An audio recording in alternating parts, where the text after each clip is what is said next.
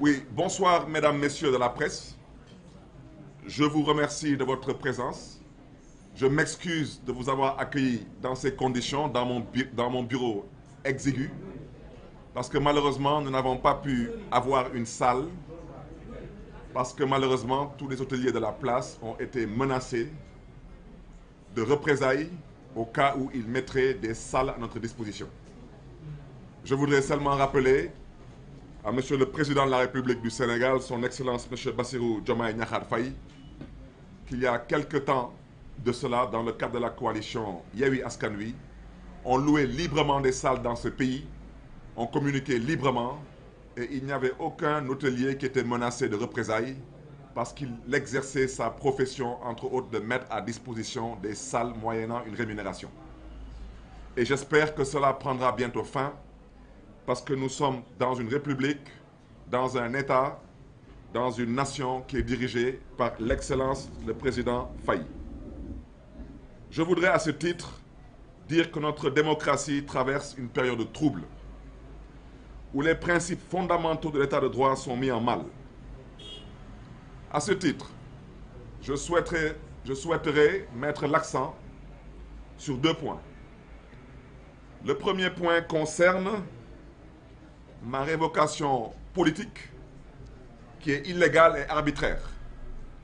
Au-delà de ma modeste personne, au-delà de mon mandat, je souhaiterais dire qu'aujourd'hui, je lève la voix pour dénoncer la confiscation du vote populaire du peuple de Dakar. Dire aujourd'hui qu'il y a plus de 500 collectivités territoriales au Sénégal. Il y a plus de 500 maires au Sénégal. Il y a une seule mairie qui a été ciblée, un seul maire qui a été ciblé, un seul poste qui a été ciblé et un seul vote d'un seul peuple qui a été détourné, en l'occurrence le peuple de Dakar. À ce titre, je voudrais dire à son Excellence M. Bassirou Diomaye Diakhar Faye qu'il est le seul et unique garant du bon fonctionnement des institutions. À ce titre, lui rappeler qu'il y a quelques jours, il a confirmé avoir libéré la justice du Sénégal.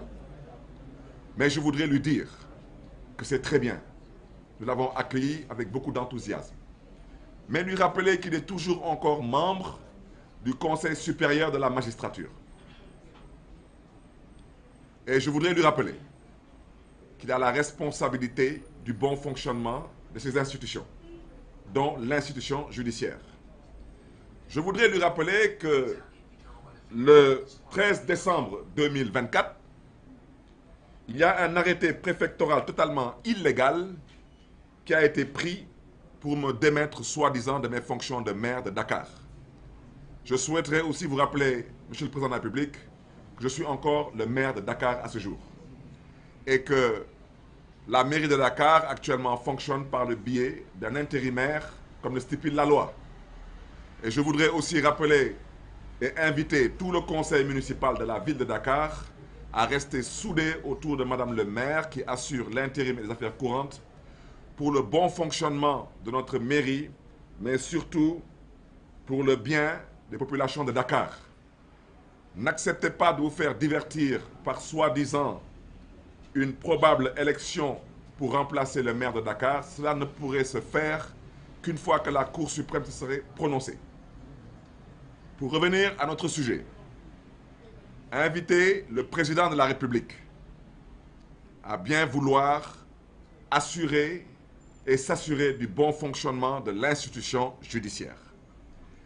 Je voudrais rappeler que l'article 135 du Code général des collectivités locales stipule clairement qu'un maire ne peut être révoqué que par décret présidentiel. Et Monsieur le Président de la République, je n'ai pas encore vu ce décret présidentiel. Et seulement en cas de crime ou de faute grave, après une procédure contradictoire. Et je voudrais rappeler que dans le cas de cette révocation dont je fais l'objet, il n'y a aucune condamnation pour crime, il n'y a aucune audition, je le répète et le rappelle et le confirme, il n'y a aucun décret présidentiel et cet arrêté préfectoral est constitutif d'un excès de pouvoir manifeste. Il est donc caduc en droit. Et par ricochet, vous me permettrez d'interpeller respectueusement la Cour suprême pour vous dire qu'il ne s'agit pas de moi. Moi, je m'occupe d'autre chose aujourd'hui. J'ai d'autres objectifs et j'ai d'autres ambitions. Il ne s'agit pas de mon mandat de maire. Je voudrais vous rappeler que je suis d'abord un citoyen sénégalais. Je ne suis pas n'importe quel citoyen sénégalais, je suis un élu. Je ne suis pas n'importe quel élu, je suis le maire de la capitale du Sénégal, Dakar. Et je voudrais vous rappeler que Dakar est la seule ville du Sénégal citée dans la Constitution du Sénégal. Je voudrais vous rappeler que vous tous, autant que vous êtes, vous vous réveillez à Dakar, vous habitez à Dakar, et Dakar est le siège de la Cour suprême du Sénégal. Dakar ne peut pas être la seule ville du Sénégal aujourd'hui qui ne dispose pas d'un maire élu au suffrage direct. C'est anormal, c'est illégal et c'est manifestement antidémocratique. Je ne reviendrai pas sur ceux qui ont braqué la mairie de Dakar. Ceux qui me connaissent savent que je ne parle pas en l'air. Je ne menace pas. Je le dis et je le répète avec force. Et je prends tout le peuple sénégalais à témoin. Ceux qui ont commis ce crime contre le peuple, braqué la mairie de Dakar, ceux qui ont détourné le vote de Dakar seront punis. Ça, je vous le promets. Ça prendra le temps que ça prendra, ils seront punis. Quel que soit leur grade, leur titre, leur rang et tout protocole observé. Le Sénégal est une république et à ce titre, on doit apprendre à se respecter. Je voudrais donc dire que la Cour suprême, que l'arrêté préfectoral est légal. À ce titre, je souhaiterais dire qu'elle est dans l'obligation de vous indiquer la loi qu'elle va convoquer et les articles qui seront aussi. Je le répète, ça n'existe pas. Ou dans le cas contraire, la ville de Dakar doit rendre justice au peuple de Dakar en respectant. Ou la Cour suprême a aussi l'autre option, c'est de s'emmurer dans un silence qui ne dirait pas son nom. Et j'espère qu'on n'en arrivera pas là. À ce titre, j'espère que la justice de notre pays, que le président Bassirou Diomaye Diakhar Faye a dit être libéré, ne sera pas une justice coupable d'un déni de justice. C'est mon intime conviction. Pour ne pas être long, vous me permettrez de terminer sur un deuxième élément. C'est un élément relatif aux atteintes graves à la liberté d'expression. Rappelez à ce titre que le Sénégal est un état de droit, pour ceux qui l'ont oublié. Rappelez aujourd'hui qu'il y a quasiment une bonne vingtaine de détenus politiques, pour ne pas dire d'otages politiques, qui doivent être libérés. Et dans les jours à venir, nous travaillerons à cela parce que je reste convaincu qu'il y a une nécessité de mettre en place une vaste coalition d'acteurs politiques, de la société civile, et je rappelle que cette société civile n'est pas constituée de fumier, et surtout d'activistes et de lanceurs d'alerte. Il est temps de se mobiliser, il est temps de manifester, il est temps de faire face pour que ceux qui ont des penchants qui relèvent d'une pensée dictatoriale comprennent définitivement qu'ils n'impressionnent personne dans ce pays, pour ne pas dire qu'ils font pitié, et qu'ils ont intérêt à revenir à la raison. Parce que ce qui se passe, nous ne l'accepterons plus.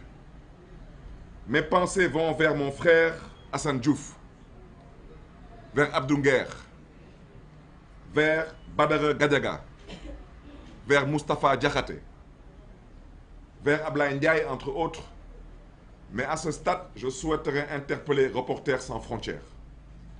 Monsieur Bachir Fofana est un éminent journaliste qui n'a fait que faire son travail comme tous les journalistes à travers le monde le font tous les jours. C'est d'informer juste et vrai. Et éventuellement, de nous faire part de sa pensée. Et voici les raisons pour lesquelles M. Bachir Fofana se trouve actuellement en prison. À travers M. Bachir Fofana, on cherche à museler une presse libre et indépendante. J'invite à ce titre Reporters sans frontières à prendre ses dispositions et ses responsabilités. Quant à nous, acteurs politiques, nous ferons ce que nous avons à faire, parce que si les prisons de ce pays doivent se remplir, franchement, au stade où nous en sommes, c'est le cadet de nos soucis. Je terminerai seulement en disant que j'espère qu'on n'en arrivera pas là. Parce que si on en arrive là, malheureusement, la responsabilité du président Bassirou Diomaye Diakhar Faye ne pourrait pas ne pas être impliquée et convoquée. Et j'espère qu'on n'en arrivera pas là. Parce qu'il y a des individus dans ce pays qui n'en valent pas la peine. Il y a un individu dans ce pays qui a dit que ce pays a un problème d'autorité. Moi, je ne le crois pas. Le problème de cet individu, c'est qu'il confond. Il dit être chef de parti. Il a raison, il est effectivement chef de parti. Mais il a oublié que l'homme qui a été élu est chef suprême des armées. Et l'armée a toujours été une armée sous autorité. Donc à la limite, c'est une insulte grave à l'armée et à l'intelligence des Sénégalais. Mais ça, nous en reviendrons prochainement. Alors ce monsieur dit que le problème de ce pays, c'est qu'on doit lui laisser le soin de gouverner. Un chef du gouvernement, il gouverne. C'est que comme il ne comprend pas le français, il a voulu vous dire qu'il avait souhaité qu'on lui laisse le soin de présider. Mais un président, c'est fait pour présider, mais un président, il est élu. Et lui, il est nommé. Donc je vous remercie une fois de plus pour votre aimable attention, en vous souhaitant une excellente fin de journée et une très bonne continuation. Merci à vous.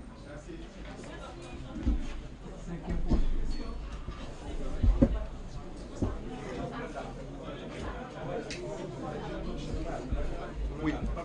Mais mon très cher, l'homme qu'il nous faut en 2029, Inch'Allah. Machallah.